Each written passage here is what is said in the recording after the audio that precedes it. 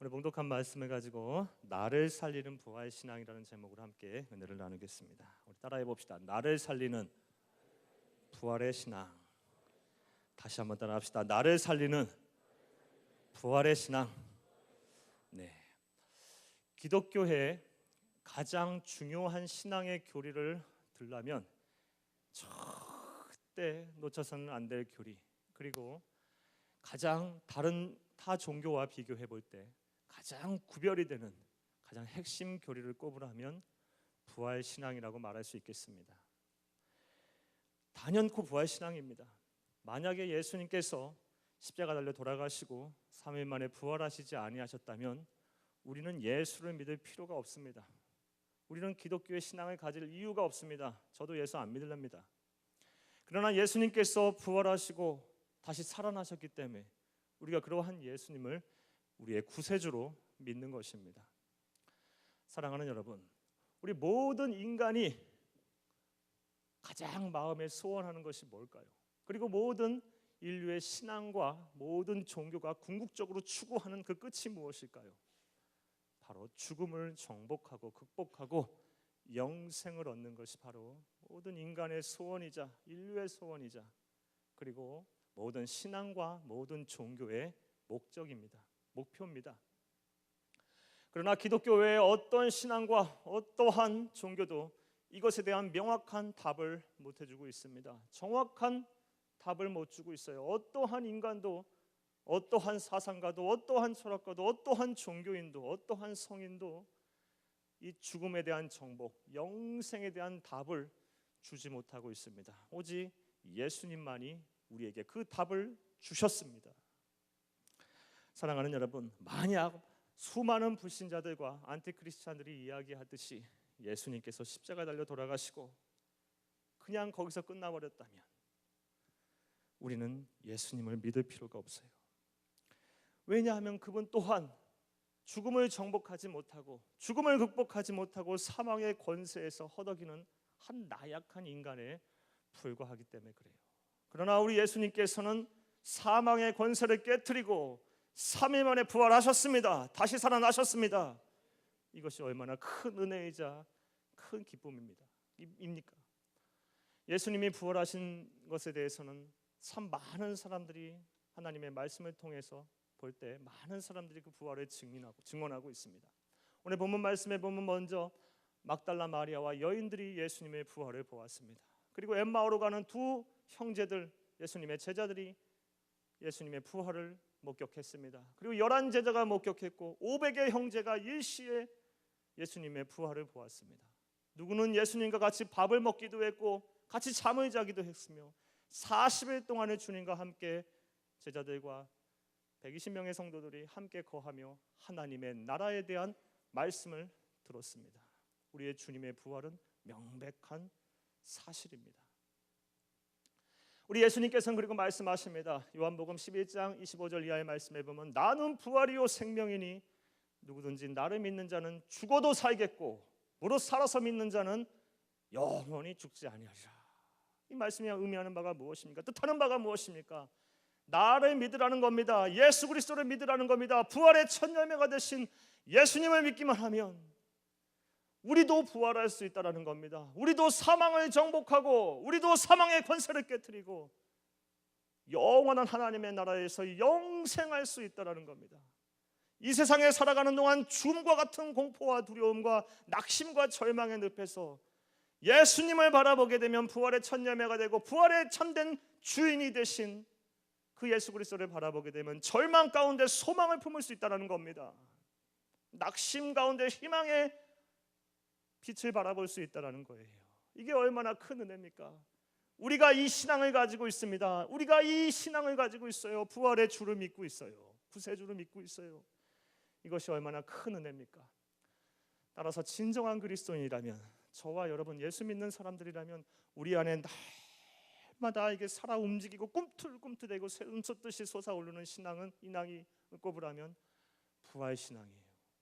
이 부활 신앙이 우리 가운데 막 용수섬치고 살아있지 아니한다면 우린 그리스도인이 아니에요. 우린 예수 잘못 믿고 있는 거예요. 날마다 부활 신앙이 저와 여러분 가운데 살아 움직여서 날마다 새로워지기를 간절히 주의 이름으로 축복합니다. 특별히 이 부활주일을 맞이해서 우리가 이 부활 신앙에 대해서 점검을 해봐야 돼요. 나에게 부활 신앙이 있는가? 나에게 부활 신앙이 정말로 큰 의미를 차지하고 있는가를 정말 점검해봐야 돼요. 오늘 저는 봉독한 말씀 그리고 오늘 말씀을 통해서 내가 점검해야 할, 우리가 점검해야 될 부활 신앙이 무엇인가에 대해서 살펴보려고 합니다. 함께 큰 은혜를 누리는 시간 되시기를 간절히 주의 이름으로 축복합니다. 먼저 따라합시다. 첫째로 내가 점검해야 될 신앙은, 부활 신앙을 정확하게 확실하게 믿고 있는지를 점검해야 한다. 사랑하는 여러분, 여러분은 부활 신앙을 정말 확실하게 믿고 있습니까? 정확하게 믿고 있습니까? 정말 여러분의 것으로 받아들이고 있습니까? 머리로만 아는 데서 그치는 것이 아니라 마음으로도 받아들이고 내 삶을 좌지우지할 정도로 이 부활 신앙이 여러분의 전부의 신앙이 되고 있습니까? 온통 그 부활 신앙으로 지배를 받고 있습니까? 그래야만 합니다. 오늘 본문 말씀에 보면 안타깝게도 본문 말씀에 등장하는 수많은 제자, 본문 말씀에 등장하는 어떠한 인물도 이 부활 신앙을 정확하게 그리고 확실하게 믿지 못하고 있는 것을 안타깝게 보게 됩니다.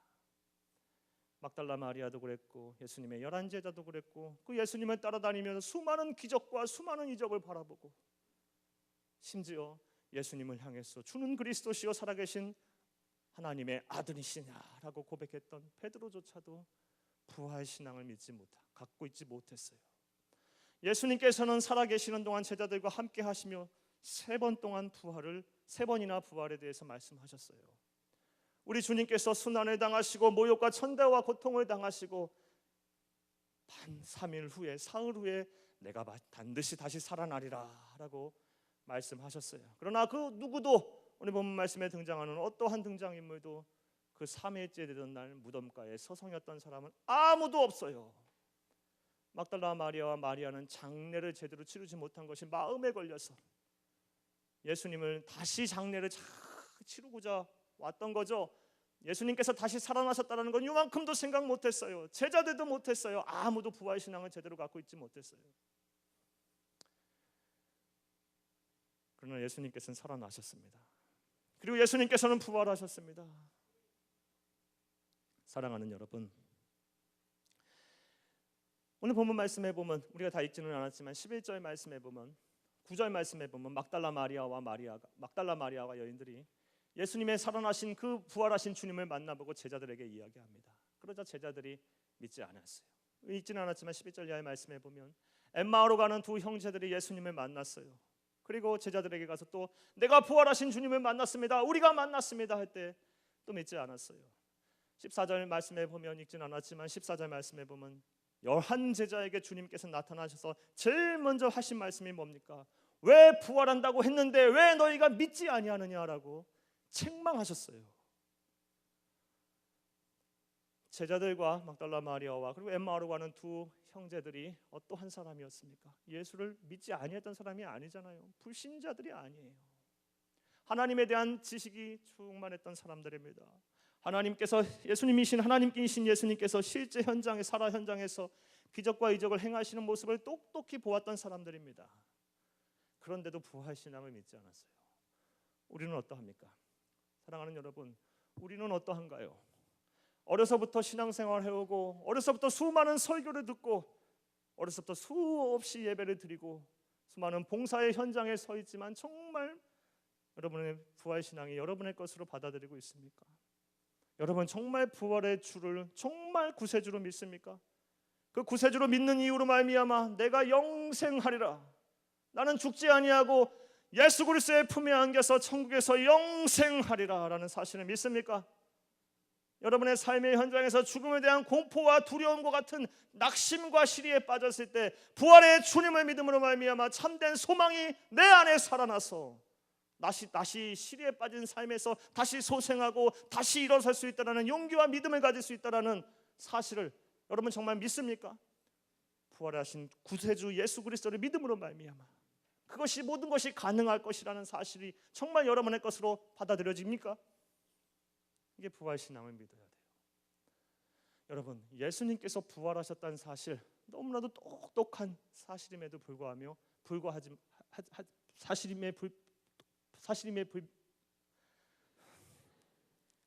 사실임에 틀림없는데 우리는 이것을 믿지 못해요.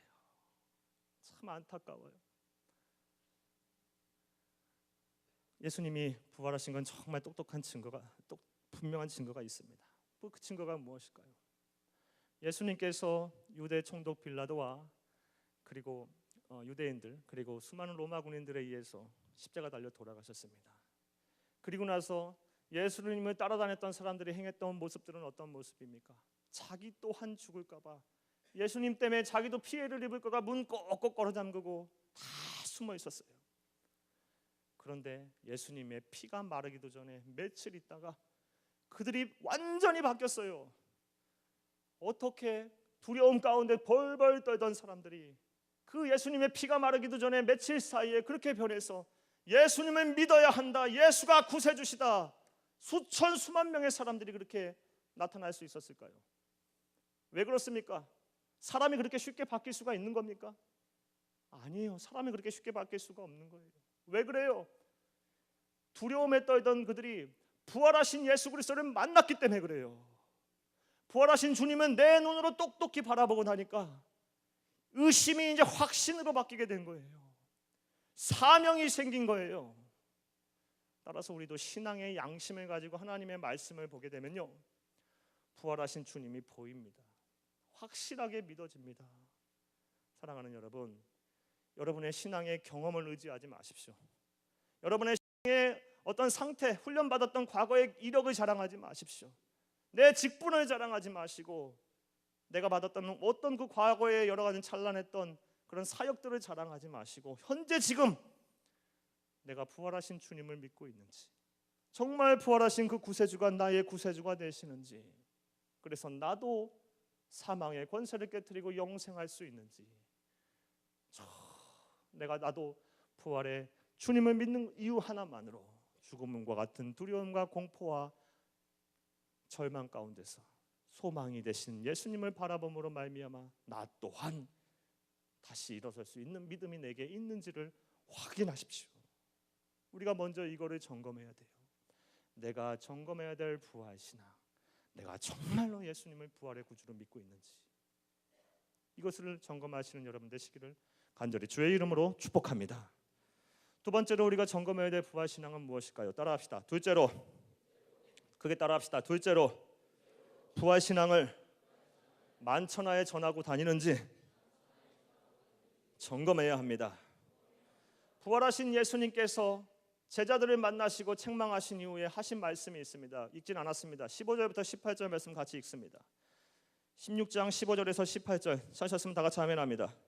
같이 크게 읽겠습니다. 시작. 또 이르시되 너희는 온 천하에 다니며 만민에게 복음을 전파하라.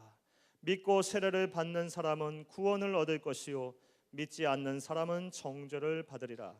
믿는 자들에게는 이러한 표적이 따르리니 곧 그들이 내 이름으로 귀신을 쫓아내며 새 방언을 말하며 뱀을 집어 올리며 무슨 독을 마실지라도 해를 받지 아니하며 병든 사람에게 손을 얹은즉 나으리라 하시더라. 아멘. 예, 부활하신 주님께서 제자들을 만나시고 나서 하신 말씀이 있습니다. 뭡니까? 온 천하에 다니며 부활하신 예수님 당신 자신을 증거하라는 거였어요. 부활의 주를 많은 사람에게 전하라. 그렇게 되면 독을 마실지라도 해를 받지 아니하고 여러 가지 어려움 가운데서도 내가 너와 함께 하겠다라고 말씀을 하시는 거예요. 기적적인 초자연적인 현상을 일으켜 주시면서까지 내가 너와 함께 하겠다라고 부활의 주인이신 예수님 당신을 증거하라고 우리에게 사명을 주셨습니다. 부활주의를 맞이해서 특별히 내가 점검해야 될 부활 신앙이 무엇일까요? 내가 지금 이런 부활의 구주를 나뿐만이 아니라 나 혼자 독점하는 것이 아니라 다른 사람에게 우리 주님께서 말씀하신 대로 전하고 있는지를 점검해야 합니다. 사랑하는 여러분, 그렇다면 왜 예수님께서 부활의 주인이신 당신 자신을, 부활의 주님을 증거하라고 우리에게 사명을 주셨을까요? 그 답은 너무나도 명확합니다. 왜요? 예수님만이 소망이 되시기 때문에 그래요. 아까 우리 찬양하는데 너무 은혜를 받았어요. 주님만이 참된 우리의 소망이 되십니다. 주님만이 소망이 되세요. 믿으십니까? 정말 예수님만이 소망이 되시면 믿으십니까? 우리 그리스도인이 세상을 바라보는 안목에는 두 가지 관점이 있습니다. 우리 그리스도인이 세상을 바라볼 수 있는 관점, 먼저 이 세상은 탐욕과 죄악으로 가득 찼다라는 비관적인 안목입니다. 우리 그리스도인 안에 우리의 심령 안에는 우리 그리스도인의 심령 안에는 하나님의 영이신 성령님께서 거하십니다. 그분은 거룩하신 분이십니다. 진실된 영입니다. 따라서 우리 안에 계시는 성령님께서 우리의 심사를 주관하신 그런 눈으로 세상을 바라보게 되면 자칫 이 세상 모든 것이 악하고 죄가 가득 차고 희망이 없는 것처럼 보일 수가 있어요. 또 다른 안목은 무엇이냐면 부활신앙으로 가득 차서 우리의 눈으로 그런 부활신앙의 눈으로 이 세상을 바라보게 되면 물론 탐욕이 가득하고 죄가 가득하며 아주 경쟁이 치열하고 그 가운데 소망이 없어 보일 수 있을지 모르겠지만 부활하신 예수 그리스도로 말미암아 모든 것들이 회복되고 모든 것들이 다시 살아날 수 있다는 희망의 안목을 가질 수가 있어요. 여러분은 어떤 안목을 선택할 것입니까? 부활신앙으로 가득 차서 탐욕과 죄악과 음란함과 패역함과 이기심이 가득한 이 사회를 물론 우리가 살지만 그런 세상을 살아가는데 마음도 다치고 시리에 빠지기도 하고 낙심하지 하고 실패도 경험하지만 예수님 믿음으로 말미암아 주님께서 힘을 주심으로 말미암아 부활의 주님께서 부활의 첫 열매가 되셔서 다시 살아나게 하실 거라는 믿음을 가짐으로 말미암아 나 또한 소생할 수 있다라는 확신을 가지는 그런 안목을 가지시게 되기를 간절히 주의 이름으로 축복합니다. 부활신앙은 그래서 우리에게 필요하고 또 많은 사람에게 전해야 돼요.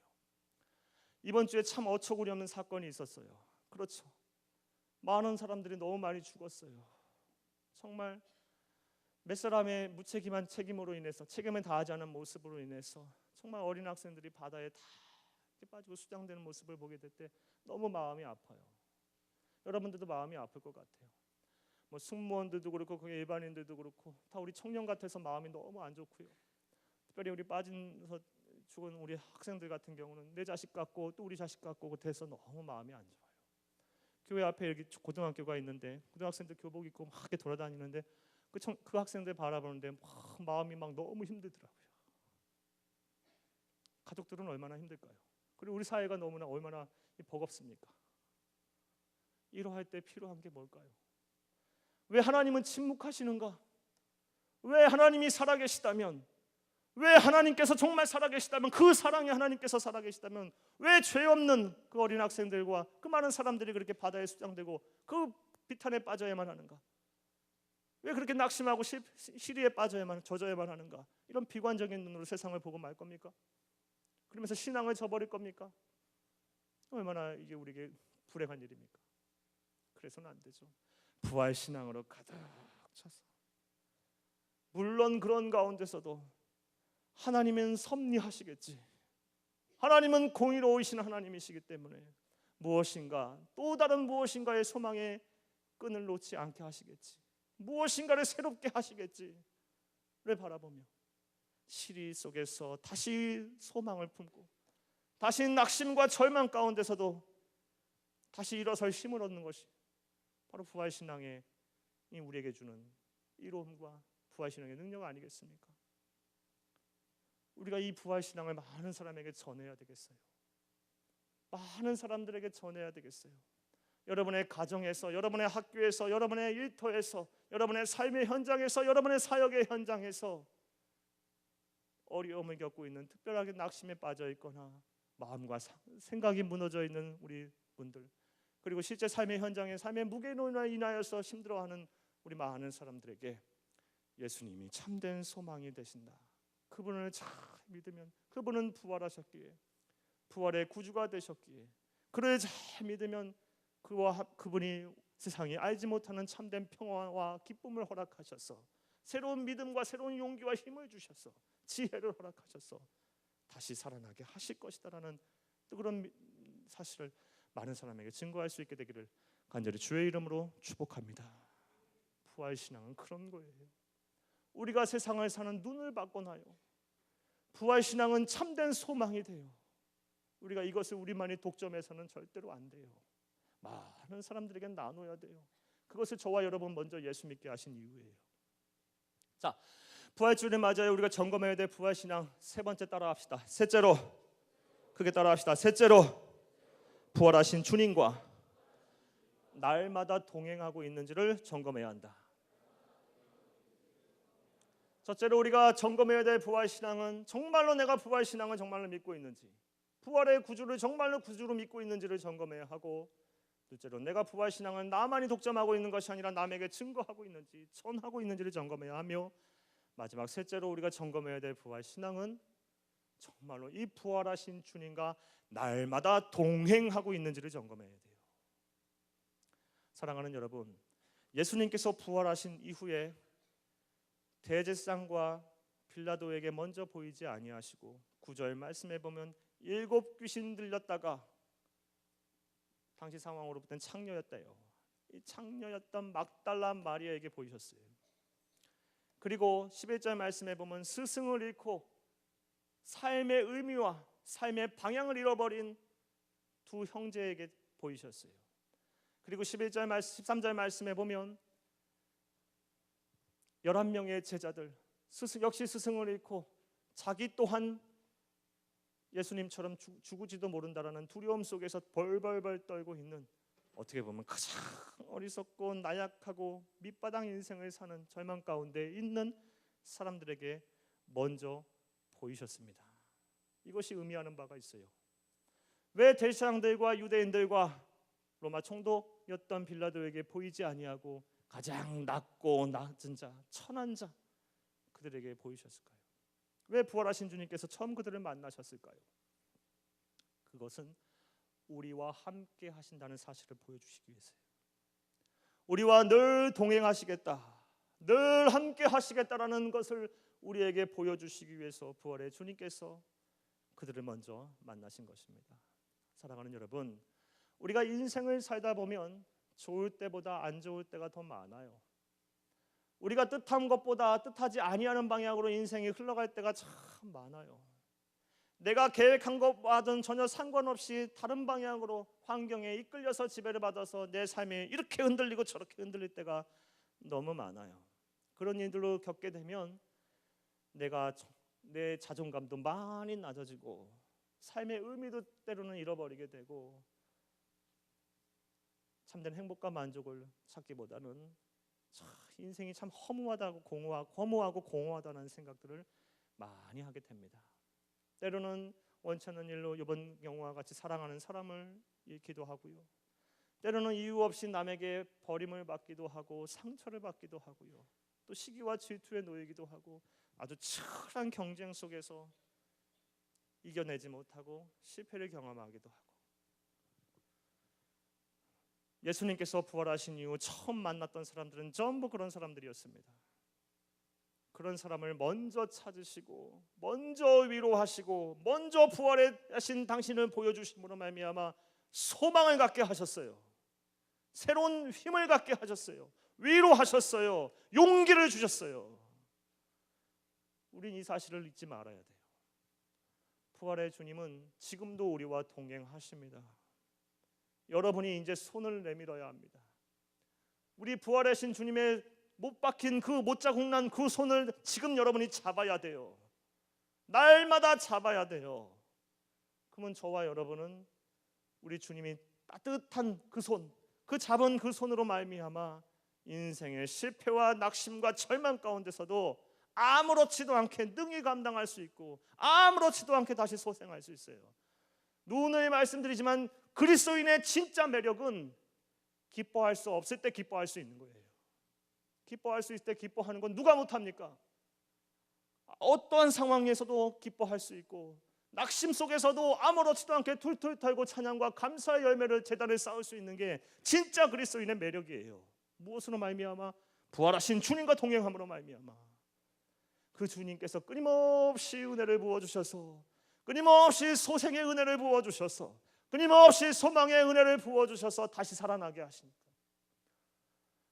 그리스도인이 이 세상을 살아가는 방법이 부활하신 주님과 동행할 때 가능해지는 거예요. 자, 그러면 생각해봐요. 부활하신 주님을 어떻게 동행할 수 있을까요?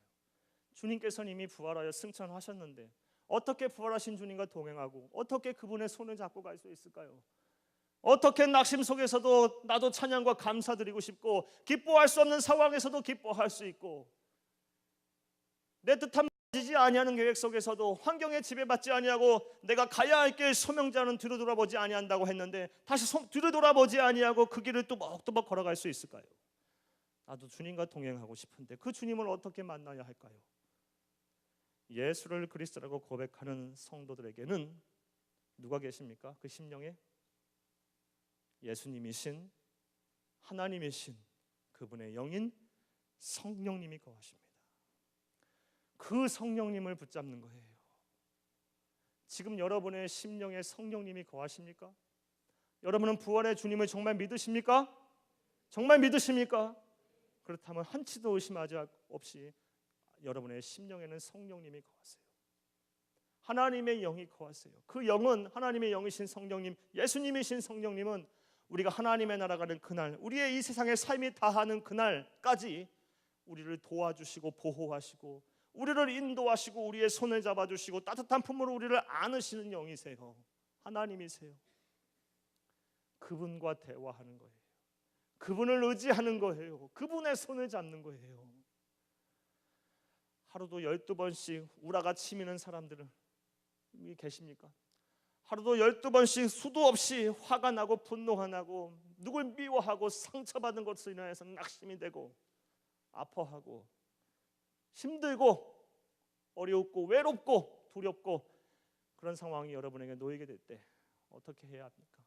하나님이신 예수님이신 성령님을 불러내십시오. 그분을 끊임없이 불러내며 주님 도와주세요. 내 안에 계신 성령님 나와 함께 해주세요. 나에게 평안을 주세요. 평안을 주세요. 내 마음에 확신과 평안이 올 때까지 그분을 찬양하시고 그분께 기도하시기를 간절히 주님의 이름으로 축복합니다. 저는 그러한 경우가 참 많습니다. 그렇게 오래 살지는 않았지만 물론 여러분보다 나이는 많죠. 청년들보다는. 그렇게 오래 살지는 않았지만 나름대로 인생의 굴곡을 많이 경험했습니다. 그런 가운데서 제가 의지할 바는 내 안에 계신 성령님밖에 없구나라는 사실을 너무나도 확실하게 믿게 되었습니다. 사람을 의지하고 내 앞에서 정말 간이라도 빼어줄 것처럼 정말 나에게 믿음을 주었던 사람도 어느 순간인가는 달라지고 내 기대와는 전혀 다른 방향으로 가는 모습을 보면서 참 낙심했던 적도 참 많았습니다. 그러나 우리 하나님이신 예수님이신 부활의 주인이신 성령님께서는 저를 한 번도 낙심시키지 아니하셨습니다. 힘들고 어려울 때 그리고 내 마음이 외로울 때 분노가 끓어오르고 정말 누구를 원망하고 싶을 때 아니 무엇을 어떻게 해야 될지도 모를 때 그때가 더 참혹하더라고요. 나는 무엇인가 열심히 하고 싶은데 내 삶을 다 바쳐서 올인하고 싶은데 난 도대체 무엇을 해야 하지? 그때만큼 참 어려울 때가 없더라고요. 그럴 때 내 안에 계신 성령님을 붙잡고 의지하고 기도했더니 그리고 그 하나님을 열심히 찾았더니 어느샌가 모르게 내 마음에 용기가 생기고 두려움이 사라지고 새 힘이 생기는 것을 참 많이 느꼈습니다. 그리고 이런 하나님, 이러한 예수님을 이 자리에 계신 모든 청년들 성도들이 제가 만났던 부활의 주님 또한 여러분들도 함께 만나며 평생 살게 되기를 간곡히 부탁드립니다. 사랑하는 여러분, 부활신앙, 내가 점검해야 될 부활신앙, 특별히 내가 날마다 부활하신 주님과 동행을 하고 있는지를 점검하십시오. 우리의 신앙생활에서 가장 중요한 것은 현재 내가 드러나고 있는 사역의 모습들이 아닙니다. 내 겉모습들이 아닙니다. 내가 헌금을 얼마나 하고 얼마나 많은 시간 동안 전도를 하고 얼마나 많은 시간 동안 기도를 하고 그런 것들이 중요한 것이 아니에요. 물론 그것도 중요하겠죠. 하지만 정작 중요한 것, 정말 중요한 것은 내 안에 살아 계시는 성령님과 내가 얼마나 동행하고 있는지를 먼저 점검해야 돼요. 이게 중요한 거예요. 부활의 주님이 내 안에 살아 계셔야만 돼요. 나와 동행하셔야만 돼요. 날마다 내 속에서, 내 삶 속에서 그분이 내 옆에 계셔야만 돼요. 나를 따뜻하게 안아줘야만 돼요. 내 삶과 내 사고를 지배하셔서 마땅히 무엇을 어떻게 행할 것인가를 알려주셔야만 돼요. 여러분, 날마다 그 하나님께 기도하십시오. 부탁입니다. 우리 청년들, 취업을 앞두고 있는 청년들, 시험 보고 결과를 기다리는 청년들, 학교 공부하고 있는 청년들, 결혼과 연애를 앞두고 있는 청년들, 얼마나 삶과 사역의 현장에서 소명을 발견해야 되고 하나님 주신 뜻과 비전을 발견해야 되는 청년들 얼마나 많습니까? 여러분, 간곡히 부탁드립니다. 여러분이 무엇을 계획하고 무엇을 실현시키기에 앞서서 내가 먼저 내 안에 계신 성령님과 부활하신 주님과 날마다 동행하고 있는지를 점검하십시오. 또 그것부터 하십시오. 그리고 나서 여러분이 해야 할 일을 찾아 나가십시오. 부활하신 주님, 성령님께서 여러분과 반드시 함께 하실 것입니다. 눈을 뜨면 부활해 주신 주님을 만나고 눈을 감아도 꿈속에서라도 부활하신 주님을 만나기를 간곡히 기도하십시오. 내 삶의 현장에서 내가 왜 공부해야 하는지, 왜 일을 해야 하는지, 왜 좋은 직장을 가야 하고, 왜 돈을 벌어야 하고, 왜 많은 사람들, 왜 좋은 차를 타고 좋은 집에서 살아야 하는지를 분명히 아시기를 바라요. 내 안에 계신 부활하신 주님과 동행하는 그것만 하나만으로도 여러분의 삶에 충만하게 지배를 받는다면 하늘을 이부 삼고 땅을 베개 삼고 자도 만족하는 삶을 살 수 있어요. 행복한 삶을 살 수 있어요.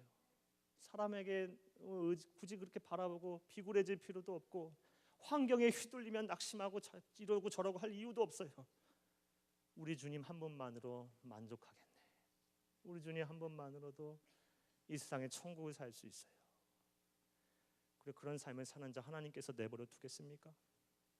그렇게 하나님의 마음에 합한 삶을 살려고 애를 쓰는, 주님과 동행하는 삶을 살려고 애를 쓰는 자를 하나님께서 내버려 두겠냐고요. 찌질이 궁상처럼 살게 내버려 두겠냐고요. 절대 그렇지 않아요. 우리 하나님은 그런 분이 아니에요. 어떻게 부모가 자식을 그렇게 살게 내버려 둡니까? 육신의 부모의 사랑을 초월하는 사랑을 가지신 분이라고 하셨는데 육신의 부모도 그렇게 자식에게 그렇게 함부로 안 하거늘 어떻게 하나님이 우리를 그렇게 함부로 하시겠습니까? 절대 그렇게 안 해요. 주와 동행하는 삶은 반드시 만족하는 삶을 이 세상에서 형통한 삶을 살게 돼 있어요. 이건 목사가 듣기 좋으라고 하는 얘기가 아니에요. 하나님의 불편하지 않은 하나님의 말씀이에요. 자, 말씀을 맺겠습니다. 부활하신 주님께서는 분명히 부활하셨습니다. 주님께서 부활하셨기 때문에, 예수님께서 부활하셨기 때문에 우리가 예수를 믿는 거예요. 이 사실을 분명히 기억하십시오. 우리 주님께서 부활하셨기 때문에 그를 믿는 자마다 멸망하지 않고 영생하리라라는 우리에게 약속을 허락하셨기 때문에 우리가 예수님을 믿는 거예요. 따라서 우리의 부활신앙은 우리의 신앙의 전부가 되어야 돼요. 그리고 편치 않고 타협의 대상이 돼서는 안 돼요. 내가 정말 부활하신 주님을 그리스도로 믿는지 구세주로 믿는지를 점검하십시오. 그리고 이 세상에서 사는 동안에 정말 두려움과 낙심 가운데 있을지라도 내가 부활하신 주님을 믿기 때문에, 그분이 참된 소망이 되셨기 때문에 우리 주님께서 소망을 주셔서 나 또한 다시 살아날 수 있다라는, 다시 일어날 수 있다라는 그런 믿음이 내게 있는지를 점검하십시오. 그게 점검해야 될 부활신앙이에요. 나아가서 이 사실을, 이런 부활신앙, 너무나도 귀한 부활신앙은 나 혼자 독점하는 것이 아니라 많은 사람에게 전하고 있는지, 지금 이 사회가 이거 있을 필요로 해요. 우리 사회가 언젠가부터 너무 이기주의적인 사회가 됐어요. 나만 잘 되면 된다라는 생각으로 가득 찼어요. 남에게 대해서 너무 무책임해요. 특히 약자들에게 너무 무책임해요. 우리 그리스도인까지 그래서는 안 돼요. 부활신앙으로 가득 차 있으면 세상을 비관적으로 보지 않아요. 반드시 소생할 수 있다, 소망을 품은 세상이 바라보여지게 되어 있어요. 어떻게 이것을 우리만 갖고 있을 수 있어요? 이 세상에 갈데 몰라 방향성을 잃어버린 수많은 사람들을 향해서 부활하신 주님을 전해주시기를 바라요. 마지막으로 부활하신 주님과 동행하시기를 간절히 주의 이름으로 축복합니다. 진정한 그리스도인이 돼서 하나님이 약속하신 참된 만족과 평안을 누릴 수 있게 되기를 간절히 주의 이름으로 축복합니다. 다 같이 기도.